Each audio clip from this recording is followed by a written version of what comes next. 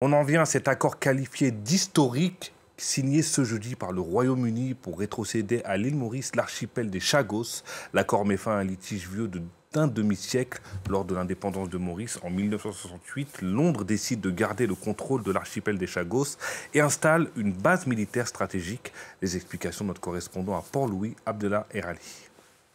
C'est un contentieux vieux de 56 ans qui se referme. Maurice et le Royaume-Uni ont signé un traité virtuel par lequel Londres reconnaît la pleine souveraineté de Maurice sur l'archipel des Chagos, y compris Diego Garcia où se trouve la base militaire américaine.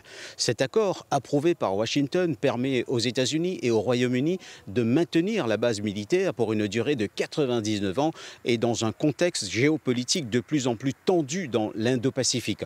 En échange, selon le Premier ministre mauricien Navin Ramgoolam, Londres s'engage à verser à Maurice près de 200 millions d'euros par an pendant 28 ans.